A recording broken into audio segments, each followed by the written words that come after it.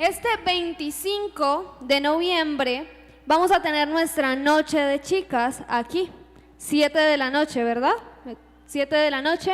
Entonces, véngase con su parche, no llegue sola. Usted tiene muchas amigas, así que véngase con todas ellas. 25 de noviembre, 7 de la noche, noche de chicas. Y por otro lado, este 9 de diciembre vamos a tener nuestra noche de talentos. Desde antes de pandemia no tenemos noche de talentos y ya era hora de tener noche de talentos. Y estamos muy felices porque es algo que para mí es especial. Para mí los talentos se colocan al servicio de Dios y qué mejor que exponerlos y reflejar a Dios a través de ellos. Entonces, si usted canta, danza, pinta o tiene algún arte o talento, hable con Ever Chacua, y él les estará dando toda la información para que ustedes puedan participar de esa noche especial. ¿Cuántos fueron a Explosión? Pero no parece que hubieran llegado explosivos. O sea, cada segundo toca como volver a animar para poder. ¿Cuántos fueron a Explosión? ¡Woo! Listo, hay muchas cosas especiales que pasaron en Explosión y algo que Juanpa nos va a contar. Sí, bueno, y las sorpresas no se acaban, muchachos. Los que no saben, ¿cuántos aquí no saben qué es Explosión? Vamos a ver, sin pena, levanten su mano. Bueno, queda clarísimo que saben qué es Explosión. Explosión es un congreso que hace la iglesia Misión Paz. Se reúnen todas las iglesias y tenemos un tiempo muy especial. Y la sorpresa es que solo por este fin de semana, el próximo año, para la inscripción, en esos momentos está en un costo de 150,000 pesos. Y solo por este fin de semana está a 70,000 pesos. Así que las personas que se quieran inscribir y no se quieran perder este tiempo, realmente las personas que pudieron vivir este tiempo, es algo muy especial donde Dios habla así directamente, profundamente, y es algo donde realmente uno va a estar muy lleno y todas las expectativas las cumple. Así que los invito, y los que pueden ir aportando, aún si no tienen todo el dinero, pueden ir separándolo y pueden aportar hasta llegar. Y no esperan hasta lo último, muchachos, porque en serio esto va a estar a fuego el próximo año. Y sin más sorpresas, también el día de mañana tenemos una celebración muy especial. Es a las 8 de la mañana. Creo que tenemos la foto. Tenemos un invitado muy especial desde Medellín. ¿Cuántos han ido a Medellín? Bueno, tenemos de Medellín, vea pues. Y tenemos al pastor Alexis, así que los invito a que venga. Él viene con una palabra, de hecho él es cantante, así que también si quieren gozar de una alabanza, si quieren gozar de realmente lo que Dios quiere hacer con ustedes, vengan dispuestos, que Dios les va a hablar. Y así que les invito que podamos recibir a la persona que va a dar la palabra. Muy bien, recibamos a nuestra pastora, con un fuerte aplauso.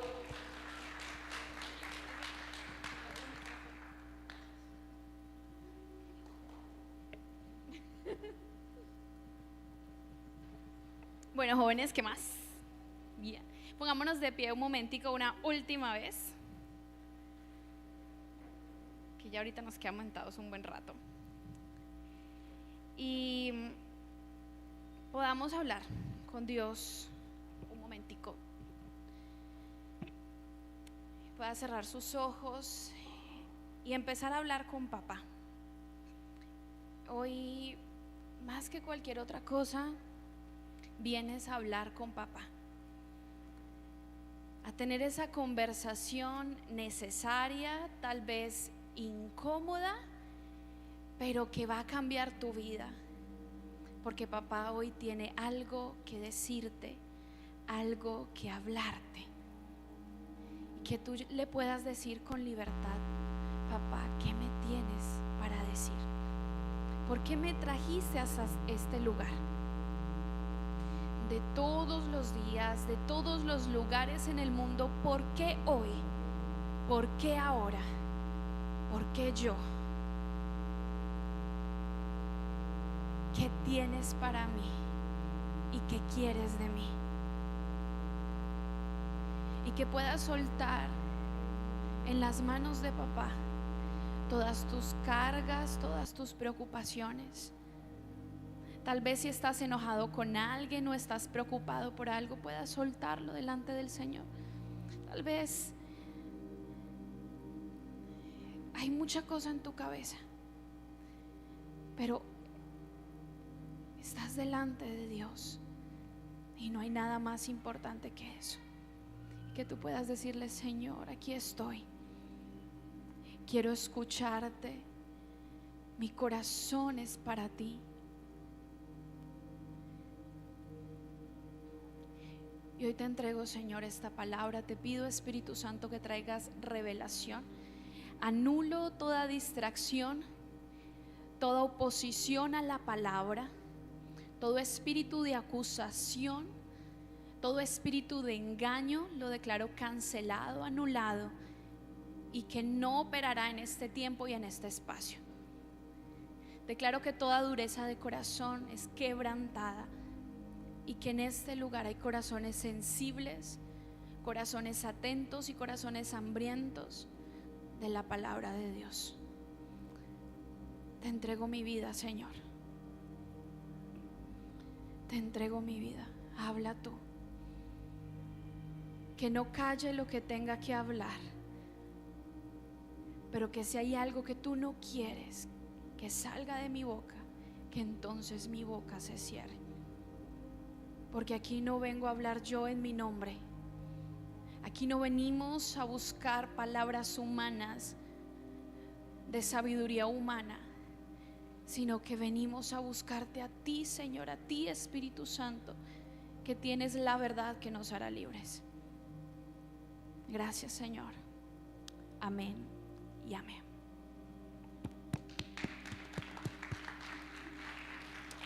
Bueno, estamos en el mes de colores y toda esta colección, ahora sí ya tiene título. La colección de este mes es Edificando un Hogar. Es decir, todo este mes vamos a ir conociendo, vamos a ir aprendiendo y vamos a ir teniendo las herramientas para edificar un hogar. Recordemos que el sábado pasado estuvimos viendo cómo era el título del sábado pasado. Dale duro, Dani. Un soñador jamás será esclavo. Y era la vida de José, exactamente. Entonces vimos cómo José, a pesar de vivir en el campo, a pesar de estar en un pozo, a pesar de haber sido vendido como esclavo, a pesar de estar en la cárcel, nunca estuvo sujeto a sus situaciones. Siempre tuvo sus ojos puestos ¿en dónde? Dale duro.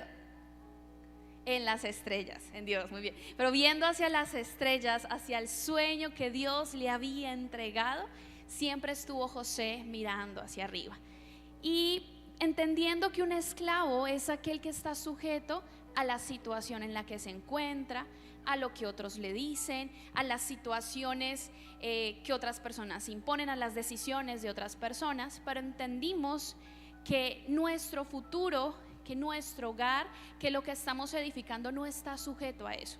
No está sujeto a los errores de nuestros padres, no está sujeto a nuestros deseos sexuales, no está sujeto a nuestros temores, no está sujeto a nuestros impulsos, sino que cuando tenemos un sueño, cuando nos determinamos a ser responsables con nuestro futuro, con nuestras generaciones, entonces no somos esclavos.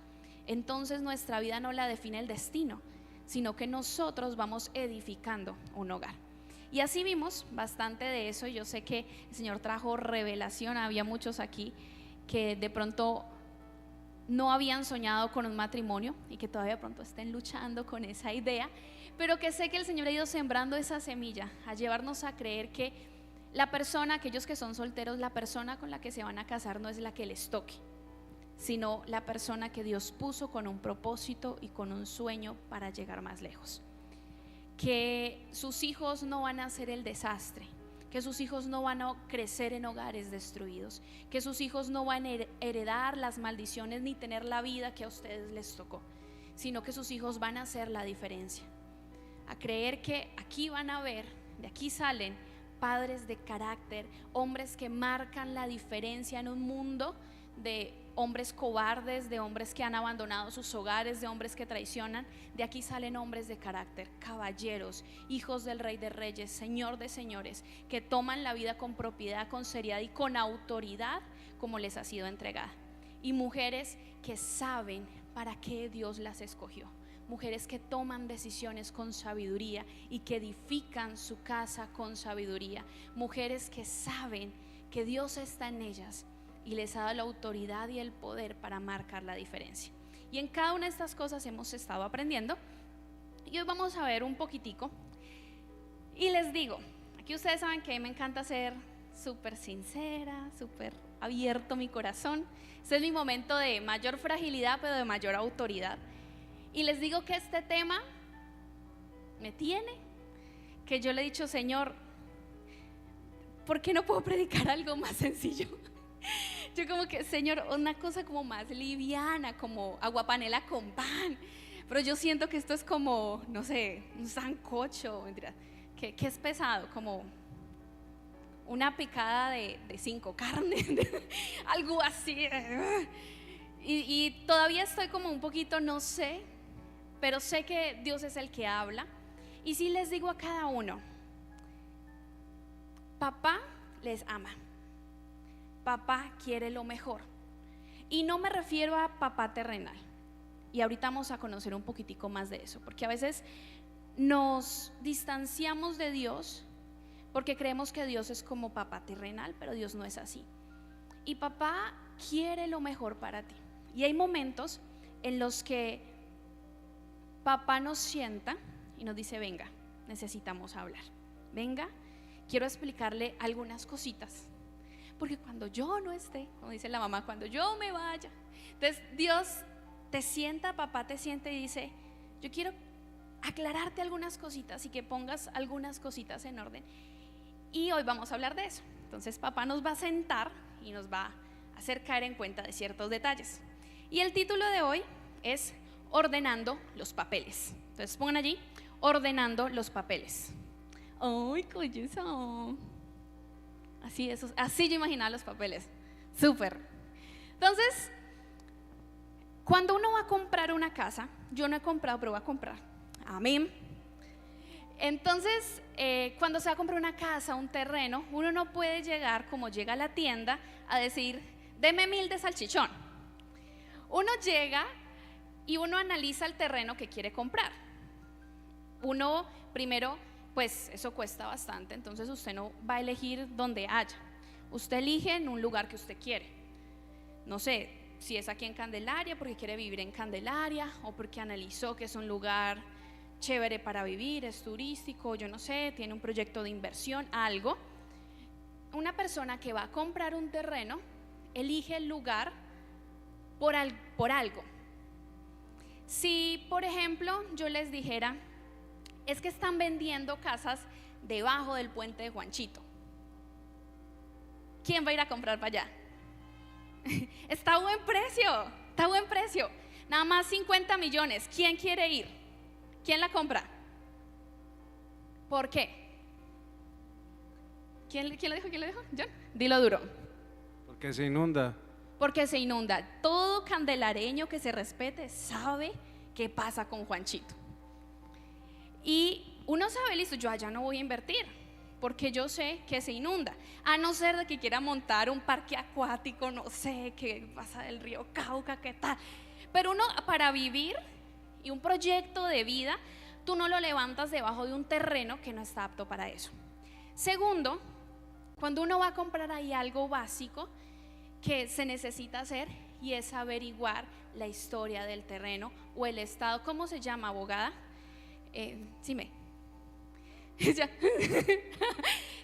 ¿Cómo se llama eso cuando conocen los papeles del terreno? ¿Cómo? ¿No tiene término? La historia, es decir, saber si está embargado, si pertenece. Certificado de tradición, es decir, yo saber si el terreno, cómo está en pago impuestos, o si la casa tiene los servicios al día, si le pertenece a la persona, si no está hipotecada. no se puede realizar una compraventa de una casa, de un terreno, si los papeles no están organizados. Si usted la compra, corre el riesgo de que se la quiten, porque no era suya, porque no era la persona que se la vendió, porque le pertenecía al banco, porque le pertenecía, en los viejos tiempos aquí de Candelaria, que la cambiaban que por un juego de sapo, que no, que aquí es la última, tran. Y por la apuesta del juego de sapo, por el billar, por una borrachera, regalaban casas. No sé si a alguien le tocó escuchar en la historia familiar eso, en la historia de la familia de mi esposo, sí, como que había un intercambio allí de jueguitos, y uno necesita saber a quién le pertenece, organizar los papeles.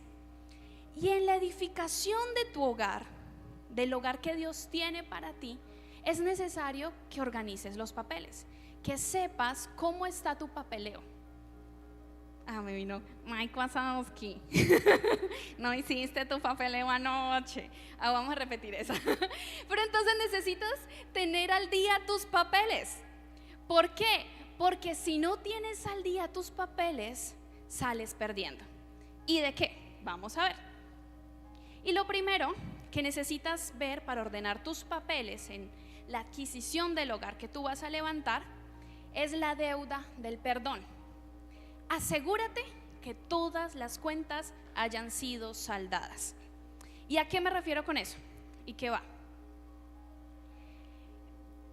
Vamos a ver la historia de Absalón, segundo de Samuel. Tiene varias cositas, voy a ir rápido. Pero Absalón era el hijo del rey David. Era hermoso, de cabello largo, decía que nadie se parecía a él, que no había en el reino alguien similar a él y que en él no había defecto. Yo no sé, pero yo me imagino el de Pasión de Gavilanes, Juan, así tan, ¿quién es ese hombre? Listo, así Absalón, imagínenlo ahí. Consígame, así soy yo, comunicaciones, consígame al de Pasión de Gavilanes, ese es nuestro Absalón. Y así todo peludo, todo pelilargo, musculoso, que caminaba en cámara lenta. Todo hombre sexy camina en cámara lenta, yo no sé, pero bueno, caminaba en cámara lenta, su voz era gruesa, súper guau. Era el hijo del rey, es decir, era el hijo del rey, manejaba su plata, manejaba su estilo, era popular, popular de conocido, ¿qué tales? Tenía su posición, estaba bien. Y el rey David ha sido el mejor rey de la historia. Era un maravilloso rey, un hombre conforme al corazón de Dios. Ahí ya, listo, Absalón. Eso ya. Listo. O sea, cuando yo tenía 12 años, ese era mi amor platónico. ¿Cuántos tenía? No, creo que estaba más chiquita, qué miedo conmigo. Pero bueno, listo. Entonces estaba Absalón y era la vida perfecta, el partido perfecto para cualquier chica. Pero resulta que en la historia de él pasaron ciertas cosas y los papeles... no me tiente a la muchacha. Ahí está Nora atrás. Vea que yo confesando ¿cuál era mi novela?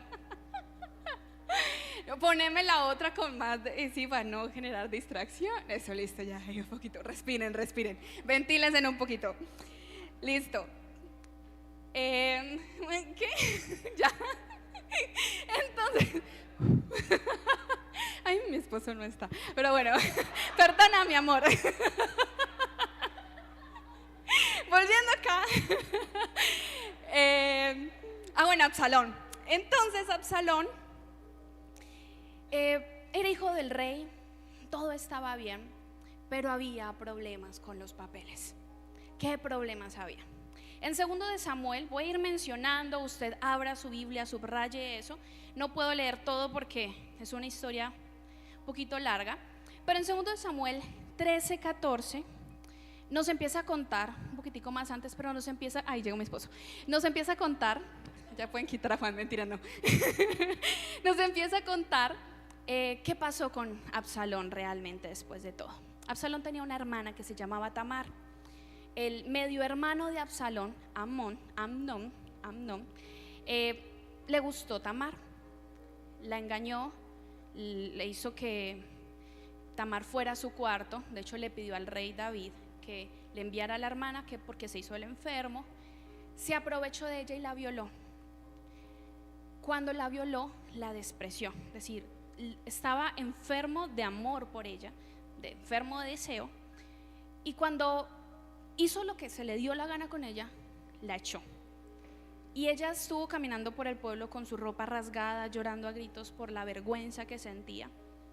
Y recordemos que en ese tiempo la culpa era de la mujer. Y Absalón se da cuenta. Absalón recibe a su hermana y la protege en su casa. Y pónganle atención a estas palabras que él le dice. Segundo de Samuel 13. Denme un momento.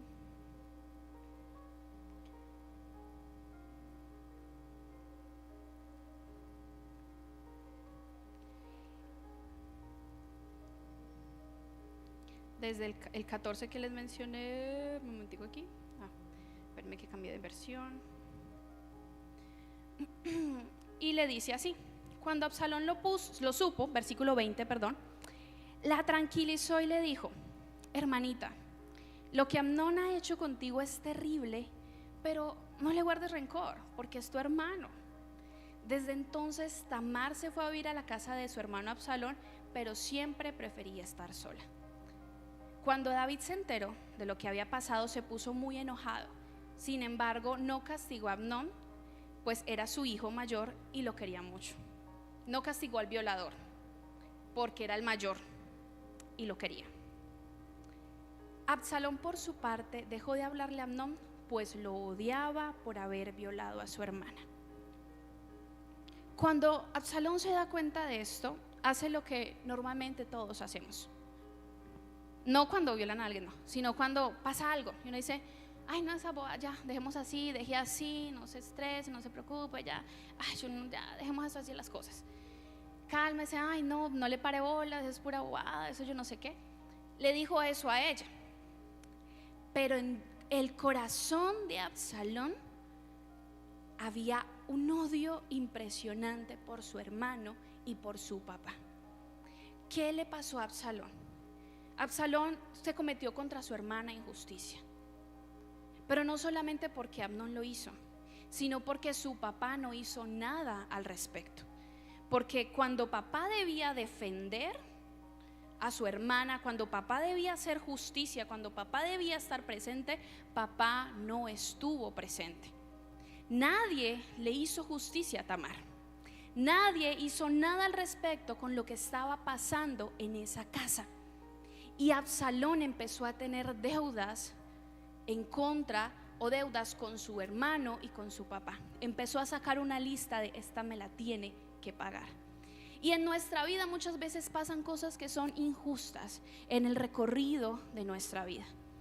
La presencia o ausencia de nuestros padres, que crecimos con papá y mamá, pero mamá no estuvo presente, o mamá llegaba siempre del trabajo a castigarnos, a regañarnos, a reclamarnos, que papá no estaba, o que papá nos castigaba, o que papá nos comparaba, y cantidad de cosas, que papá nunca estuvo, que siempre me dejaron con mis abuelos. Y este tipo de cosas son deudas que empiezan a quedar en la lista, en el documento de nuestro terreno, de lo que vamos a edificar. Y cuando empieza a pasar esto, empieza a crearse un checklist. Entonces 2 más 2, 4. Y empieza a ajustarse una cuenta que empieza a hacerse más grande. ¿Y qué pasó con Absalón? Después de eso, Absalón, 2 años, pueden leer la historia, no la puedo leer ahora, pero 2 años él no dijo absolutamente nada. Él guardó eso en su corazón. Y 2 años no lo mencionó. 2 años no hizo absolutamente nada. Todo calmado, todo bien, todo parecía normal. 2 años. No sé cuánto tiempo tú llevas guardando silencio de lo que te pasó. ¿Cuánto tiempo llevas guardando silencio de las heridas que tienes contra tus hermanos, contra tus padres, contra tus autoridades, contra ti mismo? él llevaba 2 años. 2 años después de eso, él hace una fiesta normal que generalmente hacían para las ovejitas, que yo no sé qué. Y déjenme, no sé si se los mandé. No. Entonces, él hace la fiesta, que quería leerles este momentico. Aquí está. Entonces, él hace una fiesta y en el versículo 24, Absalón mismo fue a invitar al rey. ¿Quién era el rey? David. ¿Y quién era David? El papá. Lo invitó y le dijo: me gustaría que su majestad y la gente a su servicio vinieran a celebrar conmigo el corte de lana de mis ovejas. Pues esa era la fiesta, corte de lana, ¿qué tal? Van y cortan y después regresan y comen unas cositas y tal. Pero el rey le contestó: hijo mío, te agradezco la invitación, pero si vamos todos vas a gastar mucho dinero. Absalón insistió en invitar a David, pero él no quiso ir. Sin embargo, él le dio su bendición. Se sumó a la lista de Absalón, que Absalón se lo guardó, es decir, listo, yo no voy a hacer nada, todo bien. Y cuando él quiere incluir a su papá en su vida, estaba enojado con el papá y trata de incluirlo y el papá le dice que no. Y lo chistoso es que le mete de excusa el dinero. Y en nosotros, en el recorrido de nuestra vida, tal vez hemos tratado de incluir a papá o a mamá en partes de nuestra vida que, aunque listo, no, yo sé, mi papá vive en otra casa, yo no le pido nada, yo no le digo nada, yo solamente necesito que me dé para los zapatos de diciembre, que voy a estudiar, o no sé, mi mamá se enfermó, al menos que pues que pase para las pastas. Nunca le pedí nada, nunca le dije nada, pero al menos que fuera mi grado. O a mi mamá, yo me aguanté, mis cositas me las compré yo solo, yo hice lo mío, pero nada más le pedí para esto que quería comprar, nada más le dije que yo quería estudiar. Y lo que me sale, no, eso cuesta mucho, eso es mucha plata, es que vea, yo en serio, con toda la gana, yo vea, para el otro año, pero en este momento no. O tal vez invitamos a nuestro papá, a nuestra tía, a nuestro hermano a ese cumpleaños, a esa actividad especial y nos dijeron que no. Y esa deuda quedó en nuestro corazón porque se sintió como traición. O sea, no le hicimos la vida difícil, pero aún así se complica la vida. Y por más de que Absalón le pidió y le insistió a su papá le dijo que no. Pero le dijo: hágale, yo le apoyo, pero no le apoyo. Como, ay, muy buena idea, sí, qué chévere, que le vaya bien. Pero no me meto, no me involucro en tu vida. Y esa deuda empezó a ser lista. La ausencia, la falta de participación de nuestros padres, de nuestras personas cercanas en los momentos importantes de nuestra vida. Y eso le pasó a Absalón. Su papá no lo defendió y no le importaba. Y en mi mente no lo menciona la palabra, pero yo pienso, tal vez, no sé, que en algún momento Absalón se comparó con su hermano. Porque Amnón sí, era el hijo mayor, era el heredero al trono. Hizo sus fechorías y nadie le dijo nada. Pero cuando Absalón quiere hacer algo, papá no le importa. Cuando Amnón se enfermó y le dijo: papá, mándeme a mi hermana que tengo hambre, que me mande una sopita, que fue eso lo que dijo Amnón para violar a Tamar, el rey sí hizo caso.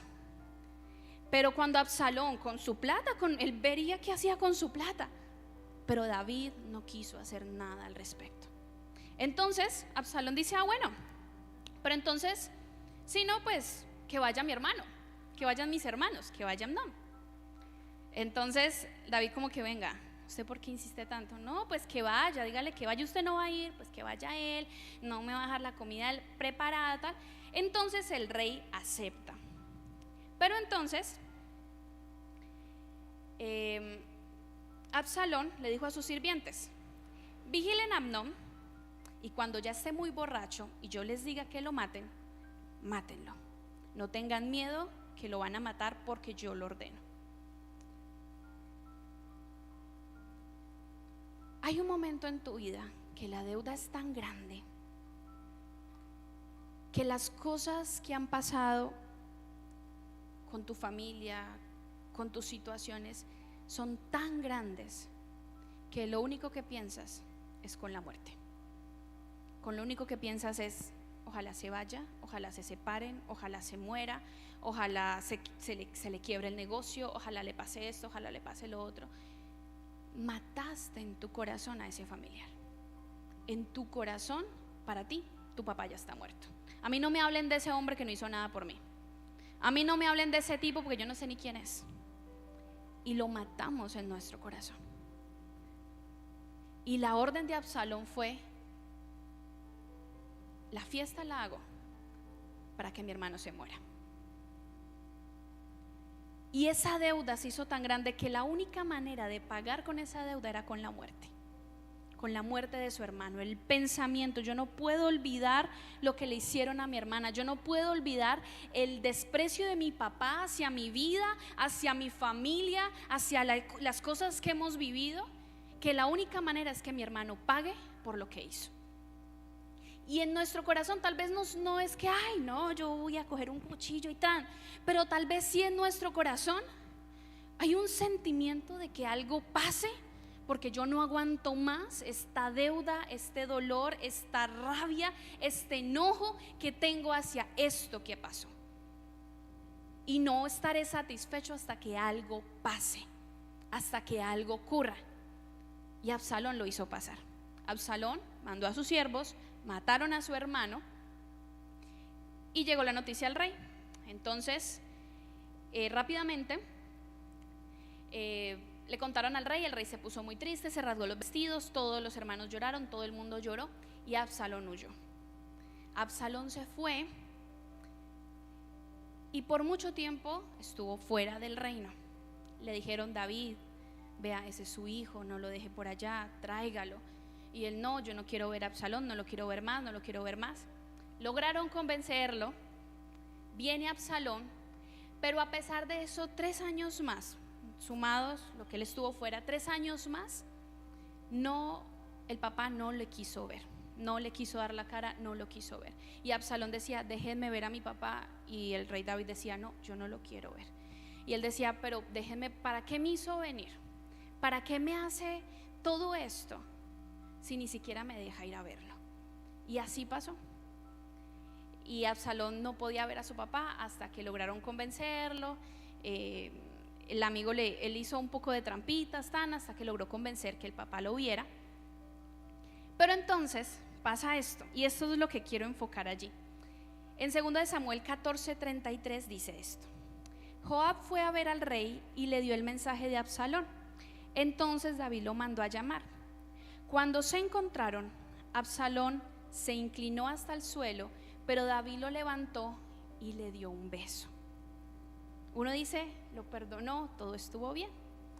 Pero inmediatamente en el capítulo siguiente, capítulo 15, versículos 2 al 4, todos los días se levantaba muy temprano. Absalón se paraba al lado del camino a la entrada de la ciudad, y si alguien iba a ver al rey para arreglar sus problemas, Absalón lo llamaba y le preguntaba de dónde venía. En cuanto a qué le decía, de qué tribu era, Absalón le aseguraba: lo que pides es justo, es muy justo, pero el rey no tiene a nadie que atienda estos asuntos. Si yo gobernara este país, lo atendería y le haría justicia. Además, a los que se acercaban a saludarlo, pónganle cuidado, se inclinaban ante él. Absalón los levantaba, los abrazaba y los besaba. ¿Qué entendí aquí? ¿Y qué pasó? Absalón aparentemente se había reconciliado con su papá, pero en el capítulo inmediato empezó a crearse en él un pensamiento y una actitud de rebelión, de rebeldía en contra del reino, en contra de su papá, y empezó a contaminar a otras personas a su alrededor. ¿Y cómo? Replicando lo mismo que aprendió. Y aquí ya entro en materia.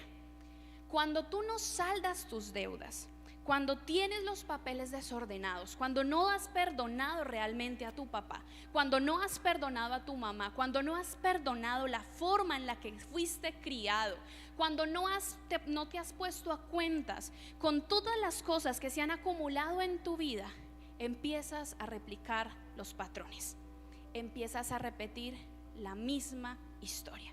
Por eso es tan importante que desde hoy, desde ahora, póngase en orden tus papeles, porque el hogar que vas a levantar, si no corriges, va a ser la réplica del fracaso de tus antepasados. No es maldición que estoy lanzando, es la realidad. Y eso fue lo que le pasó a Absalón. Absalón repartió el mismo amor traidor que recibió de su papá. Y es lo mismo que el papá hizo de levantarlo y besarlo hipócritamente, fue lo que él hacía con el resto de la gente. Y así actuamos y así transmitimos. Y muchas veces nosotros, en la forma de relacionarnos con otras personas, tenemos actitudes de traición. Tú no quieres serlo, pero terminas traicionando a tus amigos, a las personas que confían en ti. Sencillo, en tu universidad, en tu colegio, hay un trabajo en grupo que hay que hacer. Cada uno tenía una parte y tú no entregaste. Fuiste traidor. ¿Por qué? Porque tienes una herencia y una deuda, porque tu papá, tu mamá traicionaron tu confianza en algún momento. Y hasta en un trabajo escolar se ve, hasta en cosas así de sencillas, que te contaron algo y tú corriste a contarlo a otra persona. El chisme, la murmuración son simplemente muestras de deudas no saldadas que tú replicas las actitudes y las cosas que recibiste. Y muchas veces nosotros, hasta en la relación de amistad, en la relación sentimental, tenemos miedo a que nos abandonen, a que nos traicionen. Y está con la amiga, pero siente que solo pueden ser ese grupito, nosotros los 4, nosotros los 3, nosotros los 2, el grupo de los 7, que usted no puede hablar con tal, que vea, que yo lo vi por allá y son amigos. Pero ese temor de traición, ese temor de abandono es resultado de una deuda no saldada, porque todavía hay un rojo que dice que no te pagaron la traición y el abandono que tuvieron contigo. Y entonces entras en una relación sentimental y todo el tiempo estás pendiente de que te va a dejar, que te va a engañar, que no le gusta esto de ti, y todo te baja la autoestima, todo te asusta, todo te preocupa. Sientes que va a fracasar, sientes que tienes que cuidarle, que con quién está hablando, que si un hombre le sonrió, no me la mire. ¿Por qué? Porque heredaste, porque hay una deuda, porque viste cómo papá engañó, porque papá se fue de casa, porque papá construyó otro hogar por fuera, porque mamá te dijo algo y no lo cumplió, y tienes esa deuda de traición, y así estás levantando tu hogar. Ay, pero yo no me he casado, pero estás edificando bases de un hogar como lo aprendiste, como te quedaron debiendo, y la deuda se suma. No, yo no quiero ser papá, yo quiero ser tío también. Y ustedes no saben lo peligroso que es la crianza de los tíos malos, porque el tío no tiene la responsabilidad que tiene el padre, no tiene el compromiso y el amor que tiene el padre, y es más riesgoso porque puede hacer más daño. Y ustedes no saben la cantidad de generaciones que hay destruidas por tíos que no fueron responsables con su corazón. Ay, y siempre sale, ¿no?, en redes, no, que el tío que le acahuetea, que yo cuando tenga sobrinos y que traen y le enseña yo no sé qué. Estás levantando generaciones y tienes que ser responsable con esa vida. Y cuando tú le enseñas a decir groserías a tu sobrino, cuando tú le enseñas a bailar lo que se le antoje a tu sobrino, cuando le enseñas a mentirle a sus padres, cuando le enseñas y le alcahueteas cosas, nada más estás vengando y estás cobrando una deuda que tu mamá o tus hermanos tienen contra ti. El tío muchas veces estás cobrando lo que tienen contra él, porque me la dejaron cuidando. Y yo que tengo que andar criando de peladitas, y si eso le corresponde a la mamá, fue ella la que abrió las patas. Y estás cobrando. Y ahí hay una lista, un chequeo. Y empezamos a edificar malos hogares. Y empezamos a edificar malas vidas porque hay una deuda, porque hay algo ahí que no ha sido pagado, que no ha sido saldado. Y otra de las cosas, pasan dos. Tal vez hay una deuda de nuestra mamá con nuestro papá. Decir, papá hizo cosas que no debía con mamá, la abandonó o la maltrató o no respondió, del tipo que se emborrachaba y no se gastaba lo del arriendo en trago, o hacía lo que se le daba la gana con la plata y no, es que es mi plata, yo veré, y veíamos a mamá esforzándose por los recursos, y está esa deuda allí y se manifiesta en temor. Es decir, yo le tengo miedo a yo meterme con un hombre que sea como mi papá. Yo soy una mujer independiente. Yo no voy a dejar que ningún hombre me maneje mi dinero, me maneje mi tiempo, porque yo vi a mi mamá ahí bien agachadita. A mí ningún hombre me va a controlar. Por eso cuando yo veo que alguno como que yo chao que te vi, es miedo. Es una deuda de temor porque viste un fracaso matrimonial, un fracaso en una relación.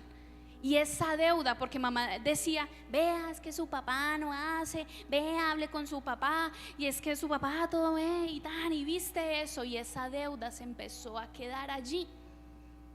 Y aquellos que han crecido en hogares separados han tenido que cargar la deuda de que papá le reclama al hijo para que le reclame a la mamá, y ahí como usted a quién prefiere, usted para dónde va, y ay, usted quién le compró eso, y a quién, y como esa discusión o esa lucha de será que le muestro amor a mi mamá, amor a mi papá, y si hago esto, si hago lo uno, y empieza como esa división, y es una deuda. Y entonces por eso tenemos tanto temor al compromiso. Y yo les digo la verdad, aquellos que tienen temor al matrimonio, temor a una relación, es simplemente una lista de deudas. Todas tus excusas, todas las cosas que tienes allí, son deudas que no han sido pagadas. Son cosas que tienes de tus tíos, de tus padres, de tus primos, de lo que has visto, que te ha dejado ahí en el terreno diciendo, yo no quiero eso, yo ahí no me voy a encartar, yo ahí no me voy a meter, que no me fue bien o no les fue bien. Y ahí está el checklist. Y eso queda allí. Eso queda allí en el levantar un hogar. Y entonces, ¿qué pasa? Seguimos caminando sin planear, sin edificar, pero es que el terreno ya lo tenemos. Tú eres el terreno. Y un día te resulta que te enamoraste, que te gustó una persona, o que no sabes cómo terminaste allí, pero había una deuda en ese terreno. Y por eso fracasaron tus relaciones, porque estabas sin saldar las cosas. Hay que pagar las deudas, hay que organizar los papeles, y ahorita vamos a ver cómo. Y segundo,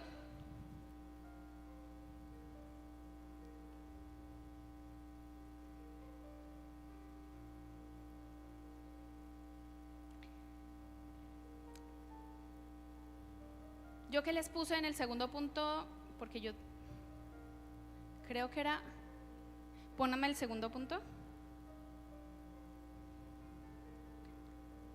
Cancela contratos. Si es que yo tengo aquí, igual maldiciones generacionales, sino que el título no me gustaba, entonces cancela contratos. ¿Y qué significa eso? El segundo punto, cancela contratos. ¿Qué son? Maldiciones generacionales. ¿Y en qué consiste?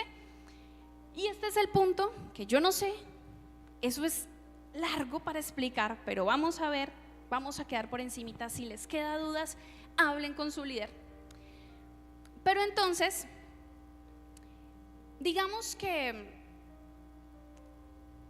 el terreno que se hereda se recibe por el trabajo de otra persona. Es decir, si tú hoy recibes la casa, algo de tu abuelo, es porque tu abuelo lo trabajó, tu abuelo lo consiguió y tú recibes el beneficio de su trabajo porque él ya se murió, ya no puede hacer más nada con eso, ya te pertenece.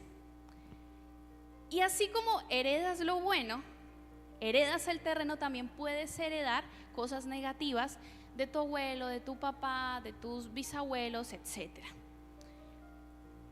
Cuando mi esposo fue a hacer los papeles de la casa de la abuela, resulta que no solo tenía que llevar los apellidos de los hermanos, qué tales, sino el de la mamá de la abuela y del papá de la abuela.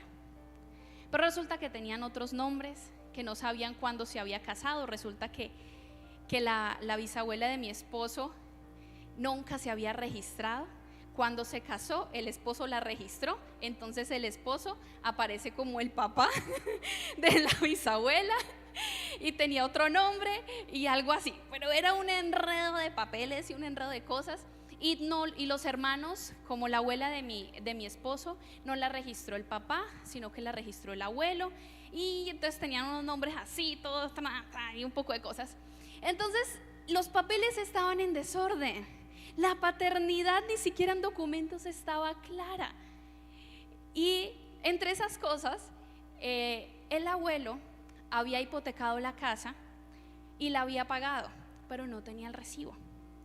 Y en ese tiempo eran unos memorandos chiquiticos que se hacían a mano. Y la casa parecía como hipotecada.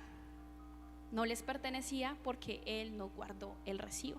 Entonces a mi esposo le tocó irse por allá a Pradera a buscar en las diferentes notarías el bendito memo de el pago de ese recibo, de esa hipoteca, de que alguien le hubiera dicho sí, la pagó. ¿Qué pasa? Cuando tú vas a edificar tu vida, hay documentos, hay evidencias espirituales que vienen a reclamar la propiedad o no propiedad de lo que tú eres, de lo que tú tienes y lo que tú puedes llegar a ser. Y pónganme cuidado a esto. Esta es una, hay muchas palabras, pero esta es una. Génesis 4:10. Y él le dijo: Dios, ¿qué has hecho? La voz de la sangre de tu hermano clama a mí desde la tierra. Pónganle cuidado a esto que les voy a explicar. Cuando en algún momento en tu línea generacional alguien hizo daño a otro alguien, se emitió un contrato que dice: aquí no se hizo justicia y por tanto se tiene que cobrar. Cuando esto pasó, cuando Caín mató a Abel, y Dios fue y le dijo a Caín: Caín, ¿qué hiciste con tu hermano? Y Caín le dijo: yo no sé, yo no lo vi, yo acaso soy guarda de mi hermano. ¿Qué hiciste? Porque la sangre de tu hermano está reclamando justicia. Y Caín dijo: yo no sé. Después ya lo sapiota, dijo: no, yo lo maté porque le tuve envidia, bla, bla, bla. Y en ese momento le dijo: maldito serás y tus generaciones serán errantes como tú. Y hay otras versiones y otros textos que nos hablan de que la maldición visita. Aquí lo tengo, mentiras, ese sí lo saqué. Está en Levítico 26 del 37 al 40, dice: aunque nadie vaya tras de ustedes, tropezarán unos con otros como si huyeran de una espada. No tendrán fuerza para hacerle frente a sus enemigos, morirán en las naciones extranjeras y serán devorados en la tierra de sus enemigos. Aquellos de ustedes que sobrevivan se consumirán en la tierra de sus enemigos a causa de sus pecados y de los pecados de sus antepasados. Suena enredado, por eso les digo que no sé cómo explicarlo, pero pónganle cuidado a esto. Si en algún momento alguien de tu pasado, tu papá, tu abuelo, cometió una injusticia, asesinato, abandono del hogar, violación, maltrato, alguna cosa, se emitió un contrato y dijo: aquí se hizo justicia, porque Dios es un Dios justo, injusticia, perdón, y Dios es un Dios justo y Dios no olvida eso. Entonces ese papel se heredó a tus papás y se heredó a ti. Y así pasó. Si papá abandonó el hogar, esa herencia, ese documento llegó hasta ti diciendo: este es el contrato que tu papá hizo. Tu papá hizo un contrato y dijo: mi forma de vivir la vida es dejando el hogar. Mi forma de vivir la vida es jugando con dinero sucio. Mi forma de vivir la vida es ser esclavo al alcohol, a las drogas, al sicariato. Mi forma de vivir la vida es morir de depresión, de cáncer, en soledad, en amargura. Ese es un contrato, un edicto que se firma y se hereda generación tras generación. Así como tú heredaste los ojos de tu abuela, heredaste también los contratos que hizo tu abuela. Brujos, hechiceros, pactos, lavados de ojo, de pies, de manos, de cadera, de yo no sé qué cosa. Cada uno de esos contratos, de esos pactos, son documentos espirituales que vienen a tu vida. Entonces dice la persona: ¿por qué, si yo no hice nada malo, por qué siempre fracaso en las relaciones sentimentales? Porque hay un contrato que se emitió desde antes. ¿Por qué, si ves esa familia, todos terminan embarazados jóvenes? Todos terminan en accidente, en la bendi, por una maldición. Entonces, la abuela embarazada a los 15, la mamá a los 15, a los 16 y la hija también. O todos divorciados, o herencia de abuso, herencia de deudas, herencia de adicción al alcohol, a la pornografía, a cantidad de cosas. ¿Por qué? Porque son documentos que se firmaron para heredarse. Y no los estoy asustando, solamente estamos abriendo los ojos para ver que cuando tú edificas un hogar, tienes que cancelar ciertos contratos. Hay ciertas cosas que tienes que anular y ser consciente de que deben ser anuladas en tu vida. ¿Por qué Absalón llegó hasta donde llegó? Porque a David le fue profetizado eso. Cuando David cogió la mujer de otro hombre, a Betsabé, y se acostó con ella, la embarazó. Para que no lo descubrieran, mató al marido de ella y se casó con ella. El profeta le dijo: tu casa no se va a escapar del dolor, y en tu casa va a haber traición y se acostarán con tus mujeres. Y Absalón hizo exactamente lo que le profetizaron a David. Pero les digo algo que había, que quería cambiar las cosas, y es que el significado de Absalón es: el padre es paz. Absalón tenía una promesa de disfrutar la paz del padre, pero al no cortar, al quedar con esas deudas y al no cancelar los contratos, su padre se volvió en su tormento. Y finalmente, a causa de su papá, Absalón lo mataron. Y nosotros, si no cancelamos contratos, si no anulamos estas cosas, vamos a seguir heredando y a nuestras generaciones esas mismas cosas. Y yo creo que ninguno de nosotros quiere. Y hay cosas que uno no se da cuenta en la cultura de la casa, en la forma de tomar decisiones de la casa, en moverse en el afán con el dinero, el meterse en relaciones torpes y asustarse cada vez que ve el compromiso, en estar alargando las decisiones, en el estar viendo a ver si funcionan las cosas. Solo son contratos que están allí. Por eso hoy es necesario que organicemos los papeles. ¿Y qué pasa con esto? ¿Cuál es la promesa? En el mismo Levítico dice así, finalizando ya, creo que es el 38 y 40. Sin embargo, al fin mi pueblo confesará, a 40 y 42. Sin embargo, al fin mi pueblo confesará sus pecados y los pecados de sus antepasados por traicionarme y ser hostiles hacia mí. Entonces me acordaré de mi pacto con Jacob, de mi pacto con Isaac y de mi pacto con Abraham, y me acordaré de la tierra. Y Colosenses 2:14 dice así: Él anuló el acta con los cargos que había contra nosotros y la eliminó clavándola en la cruz. ¿Y qué es lo que vamos a hacer? ¿Y qué es la decisión que vamos a tomar en este momento? Vamos a tomarnos un tiempo para esculcar, para analizar y para mirar rápidamente, que el Señor nos muestre cuáles son las deudas que no hemos saldado, en qué no hemos perdonado nuestra crianza, en qué no hemos perdonado a nuestros padres, en qué no hemos perdonado el estilo de vida que nos tocó, y perdonar esas deudas. Perdonar. y decir: ya no me deben, porque Cristo pagó en la cruz por ello. Y también vamos a pedirle al Señor que nos muestre qué contratos hemos heredado, qué cosas han seguido viniendo en nuestra línea generacional que no vamos a aceptar y no vamos a recibir. Aún cosas actuales, porque uno cree que ya cuando fue encuentro ya. Pero yo les digo, hay muchas cosas que aún todavía yo trabajo en anular, porque uno no se da cuenta en qué momento absorbe, en qué momento recibe y en qué momento acepta esas cosas y esas maldiciones generacionales.